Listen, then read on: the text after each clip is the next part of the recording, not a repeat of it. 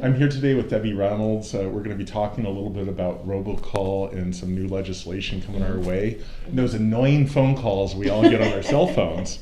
Have you gotten any calls where it's the first 6 digits of your phone number? Yes. That's called neighborhood calling. And basically what the bad guys are doing is they're using VoIP technology to spoof, and they're plugging in any number. So they can actually impersonate people you know. But they do this because they think that it increases the likelihood that you'll answer the phone. When, in fact, for me, when I see those first 6 digits, I'm like, I'm not even going to answer it. Oh, absolutely. Absolutely. It's But- running what now? Yeah. But one of the big problems we have is no one's taken accountability for this. I think I heard AT&T is trying to force some authentication mechanisms, Right. but there needs to be some more teeth on this so that people can't just impersonate phone numbers, or we'll never get through this. Absolutely. So thankfully this law passed, right? Well, it's going through, passed out of the House overwhelmingly, but they're hoping that it said it could happen by 2020, perhaps. Okay. But it's got to. I think they have to reconcile the two bills, the House and Senate, and then the president has to sign it. But by the show of votes, I think everyone's in favor of let's tackle all these annoying robocalls. Absolutely. So the FCC, they really made a lot of headway many years ago on the Do Not Call registry.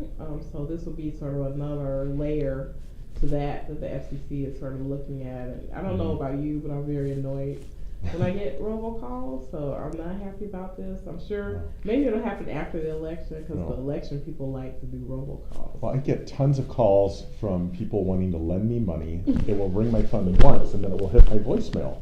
This woman keeps calling, saying, "I want to speak to you."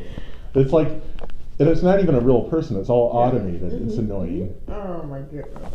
Well, one interesting thing about the law or the one that they're anticipating or trying to pass that I haven't seen in other laws like this is that they're trying to force companies to create technology to be able to tell. The carriers need to enforce it. The carriers have to stop allowing unsecured VoIP to impersonate calls. But so they have to not allow it, but it specifically said they have to create, if it doesn't exist, they have to create some technology to make sure they can tell a robocall. It's basically like we're going to block any call that isn't using a means of identity verification. Right now it's a Wild West. Right. And they can't charge for it, so it's not like an extra fee. I'm sure what'll happen is they'll give you another fee and then call it something else. And then the act also increased the penalty.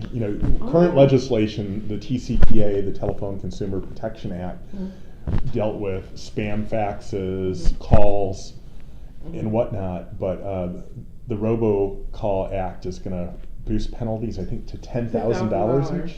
Yeah, that's a lot. Per incident. Per incident. So that's a lot. So that's going to drive my TCPA consulting business. Yeah, as expert. Absolutely. Well, if it actually makes it, I'm sure the thing about the $10,000 per incident, and also forcing companies to create technology to be able to tell what's a robocall. Corporations or the carriers are probably going to fight that. So we'll see. Yeah. So Debbie, what are the likely impacts on the litigation environment as you see it, if this legislation goes through? I think first of all, there will be companies that will, I'm sure there will be consumer groups that want to bundle together consumer complaints and probably go after these carriers to try to get these big fines or whatever. So this could be tied up in legislation for a while.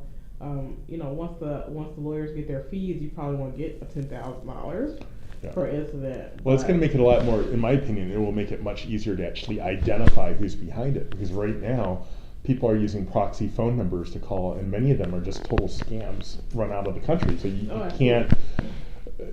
A Nigerian spam call center we can't really go after, but if our carriers say they're going to block these rogue foreign VoIP connections, then it will make it more secure. And ultimately, you'll probably have people who opt in to the insecure network, and people who want a secure-only platform where it's known who's calling them.